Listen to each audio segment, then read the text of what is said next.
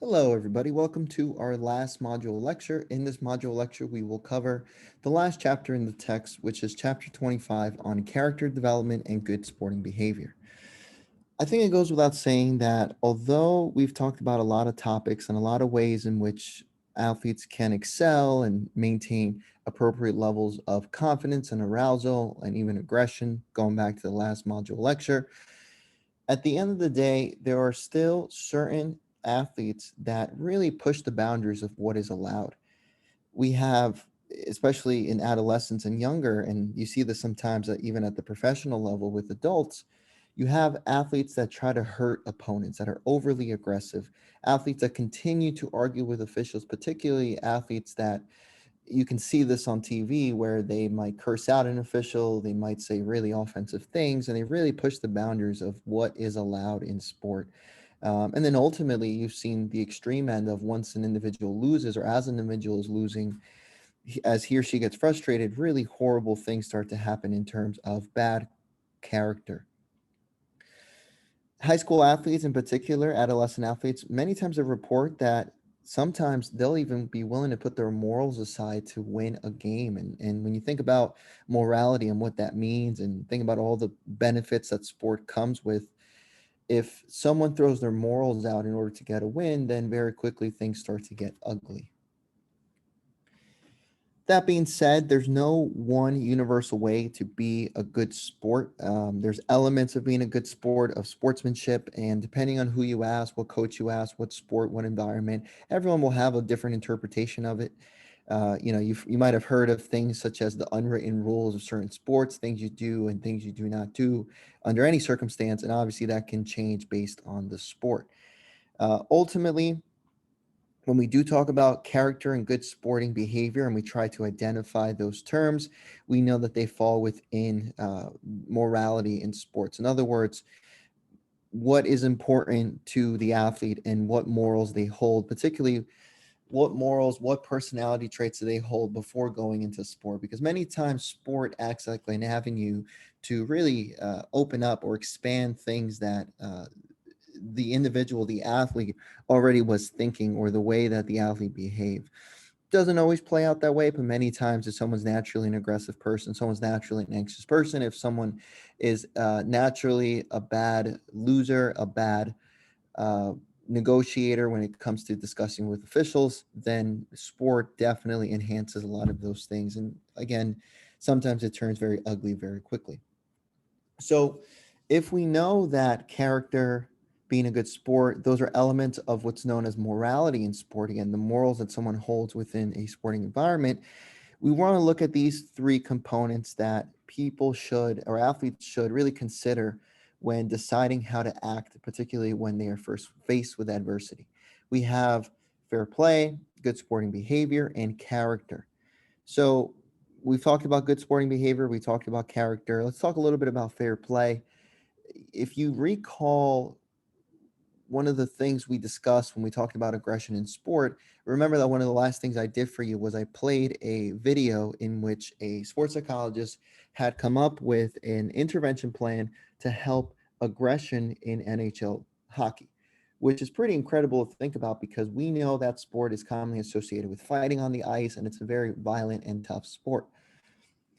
But an important part of what was said in the video was along the lines of when an athlete is hit based on this intervention, he or she needs to appraise how that hit makes him or her feel. In other words, him or her will often make the decision, the appraisal, to determine whether or not the hit was fair, was in fair play. And I think, not I think, I know when an athlete perceives something as being unfair, he or she has the distinction, or at that moment has the ability to choose whether or not to react in a certain way. And again, that coincides with good sporting behavior, and good sporting behavior, how well that is upheld, ultimately, again, goes back to character. Character obviously being a function of personality and individual traits that are built within. So very quickly, you can see how these three things come together to really form an athlete's version of what they perceive their morality in sport to be. So you find an athlete that is just not a good sport, and an athlete that, again, we say poor character in sport. We don't necessarily talk about along the lines, we're not necessarily saying that the athlete is a bad person. The athlete may be a great person, but it turns out that the person doesn't demonstrate the best character decisions when he or she is competing in sport. All in all, we agree that this particular athlete has to improve on particular skills, right? There's too many flare-ups, there are too many penalties. The athlete is commonly disrespectful and rude to coaches and officials and teammates, and sometimes there's incidents of physical violence, verbal violence, and it's just an ongoing issue. So again, we have to work on this. So how can we get this athlete to improve uh, their character and good sporting behavior? And more so than that, for those that do have good character and sporting behavior, how did they get there? How did they develop these good qualities as opposed to those that didn't? Well, in the text, three specific approaches are highlighted. We have the social learning approach, the structural developmental approach, and the social psychological approach. And remember what approaches are. Approaches are essentially theories, right? Explanations for a phenomenon. In this case, the phenomenon we're discussing is trying to understand what makes someone a high character person in sport, a high character athlete. What makes someone demonstrate good sporting behavior? Well, let's look at these three. So looking at social learning, at the social learning approach, through this approach, we believe that modeling, and again, another name for modeling is observational learning. This modeling shapes how people act. So in other words, think about the environment around the athlete, the environment at home, in the classroom, around his or her friends, in previous sports, particularly as they get older and they build their sport experience. They learn what to do or not to do. They learn what's acceptable, what's not acceptable. And I think what you see a lot of this in is based on where this person grows up, based on, sometimes things like socioeconomic status and culture, and even just the general environment, the culture of the team, that sets the precedent for how that person's going to act. Now, sometimes what you see is people, because they realize the environment that they're in, the certain culture associated with their environment, they will do things, they will tailor the behaviors, again, to fit in, right, to compare to their peers.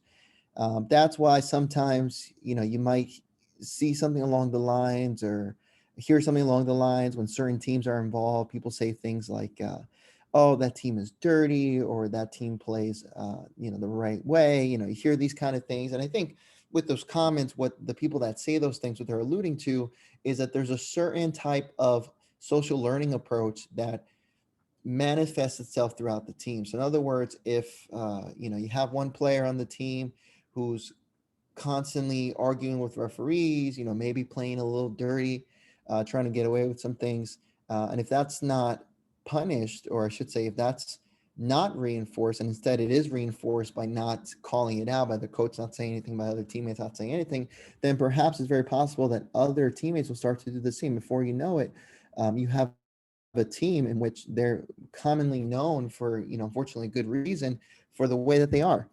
And that's something that, is something that does come up in sports from time to time. We have a structural developmental approach. So now, instead of looking at just the modeling, we start looking into moral reasoning, behavior, and particularly we divide, or we break up structural development into reasoning, development, and behavior. And we start looking at the individual processes in which athletes make decisions. So think back to the example I said earlier, in the NHL, someone gets hit, right? They get a high stick, and the athlete then has to go through the process in their mind, has to determine morally, was this fair? Was this not fair? Is it worth it? Is it worth the penalty to my team? Can I ignore it? And then, as the person either makes flaws, or the person learns from the mistakes, or the person um, really is able to develop strongly, they develop experience, right? The more they encounter that type of dilemma, the more they play that sport, then that's how they're going to ultimately decide 9 times out of 10 how to go about things. And then ultimately, once that experience is built, that experience is going to continue to shape the behavior. So sticking with our example, someone gets a high stick in hockey, the player has to understand, has to make the decision whether or not it's worth it getting into an argument or retaliating or acting in a way that represents poor character. Maybe that individual at that particular point has been through the sport enough to know that it was either an accident or something in which the opponent's trying to get under their skin. So through their experience, they decide to execute the behavior of turning their back, ignoring it, and playing on, as opposed to doing something that might jeopardize their team, such as slowing the game down or ending up in the penalty box. As a person develops their ability to make these decisions, right, these moral decisions, the experience builds upon different levels. And I really like this figure that came from the text. Because what this figure does, it essentially separates athletes that maybe have less experience in making these moral decisions and often make decisions that coincide with poor character, versus those that maybe are a little bit more experienced and are able to take the high road, look the other way, represent that good morality in sport. So imagine, again, someone is hit, and let's think about another example. Let's take field hockey, for example. Let's say there's a defender on you, and the defender, when the ref is not looking, they hit you with a stick on your shin, and you're pretty sure it's intentional. So what you might do, perhaps maybe you say, oh, if you're at the level 1 side of this chart, you might say, oh, I have to get this person back. It's or I have to come back and hit them even harder. You're at the level 2, you might say, okay, they did this exact hit to them, hit me in the shin, maybe I have to do the same thing. Level 3, maybe they say, hey, I don't enjoy being hit in the shin, so maybe I shouldn't do it, right? Because the idea is to represent that I'm going to treat others the way I want to be treated. Level 4, you think about, well, that's not technically allowed, even though the other player hit me and the ref didn't see it. I still shouldn't do it in case I've seen. Maybe I'll get called for a foul or something. So that's that.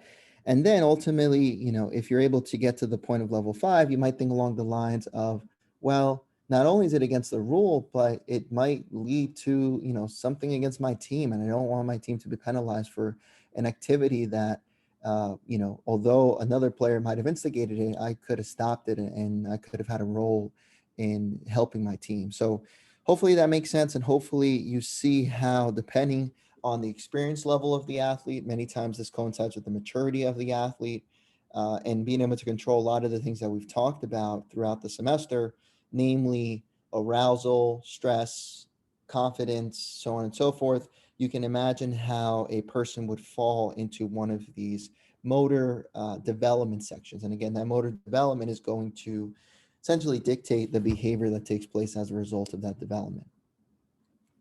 And last but not least, we have the social psychological approach.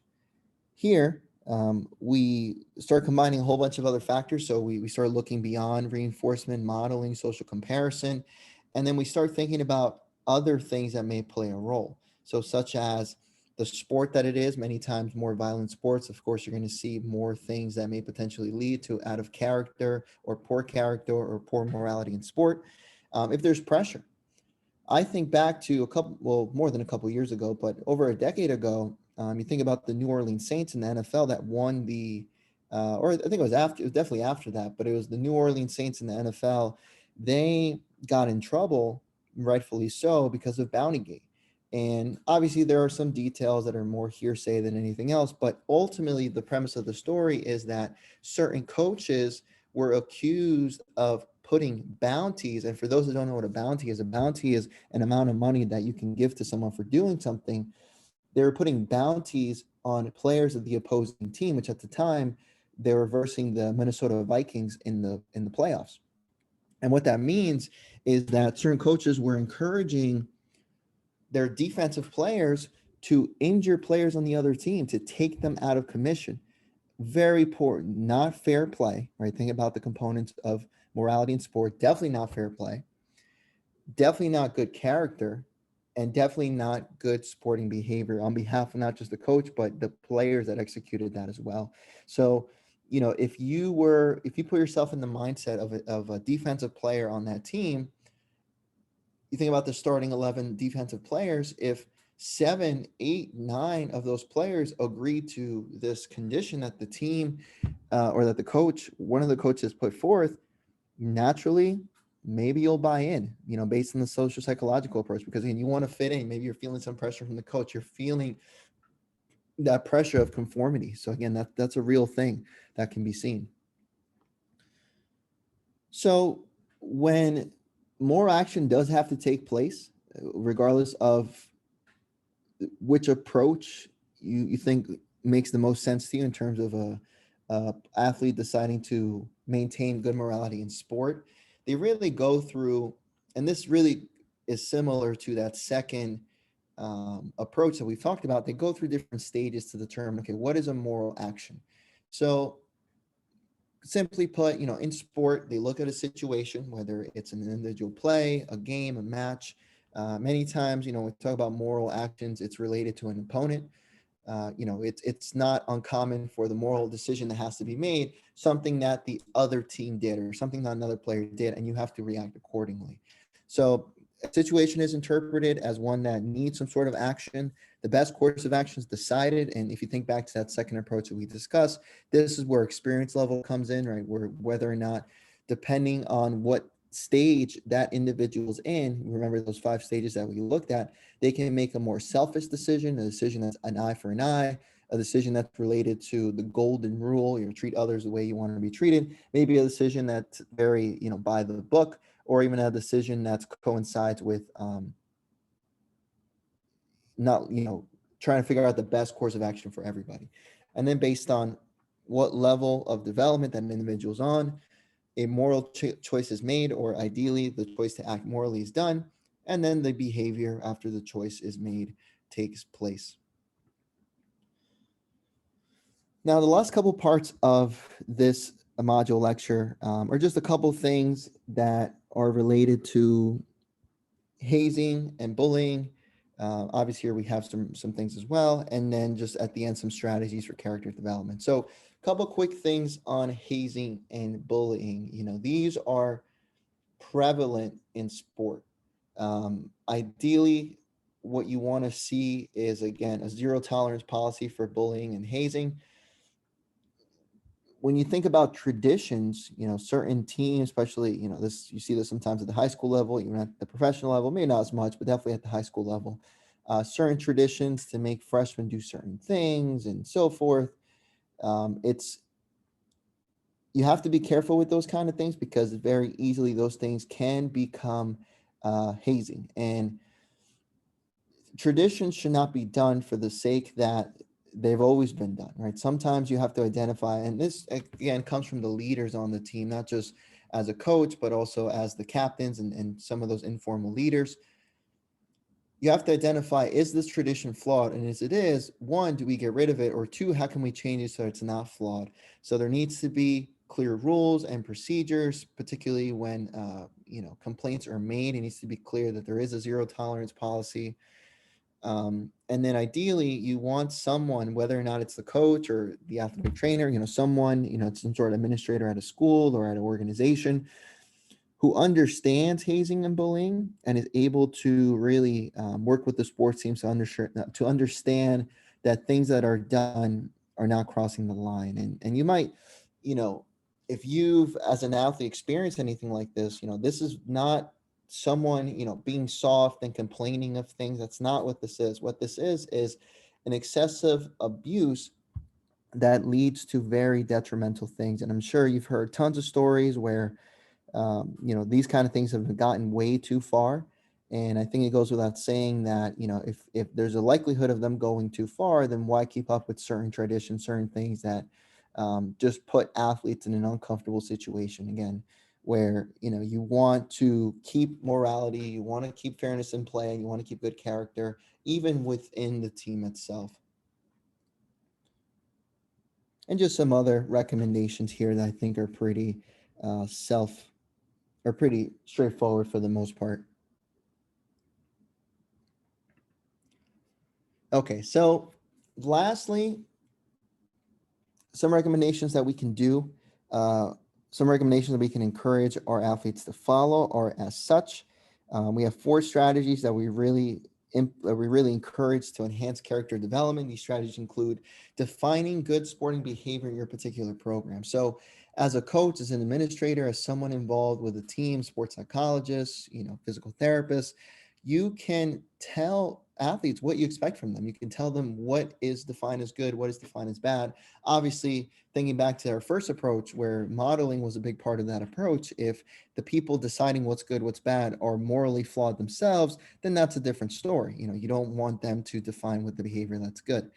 Um, when things don't seem right, particularly when coaches are identifying um, things and practices and games or things that they hear about. They want to reinforce and encourage good behavior and penalize and discourage inappropriate sporting behavior. Um, long long and behold, or I should say, far away are the days of saying things like boys will be boys, girls will be girls, or that's just them playing around. Particularly if it's something that's morally wrong, that definitely needs to be penalized and significantly discouraged when it's tremendously inappropriate. Strategy three really coincides with strategy one, where again, the people leading the athletes need to model good, appropriate moral behaviors, because if the leaders aren't doing it, then it's going to be very hard for the athletes that follow to do the same. Or as they demonstrate inappropriate things, they're going to say that's acceptable for the most part. So I apologize for that beep in the background. Just ignore that. And then lastly, our fourth strategy, explaining what behaviors are appropriate. Again, not just telling athletes this is wrong, this is right, but telling them why. And sometimes the reasons can be as simple as, this is a penalty that hurts our team. And, sometimes the explanation can be maybe more complicated along the lines of, you're making this group of people feel this certain way, and we do not tolerate that type of behavior in this program. And again, just having those tough conversations when there is um, inappropriate behavior, but at the same time being, and this goes back to the feedback conversation, the leadership communication chapters that we discussed, being constructive and not belittling at the same time to be able to get the message across. And that is it. That takes us to the end. Hopefully you enjoyed that last module lecture, and I'm sure we will talk soon.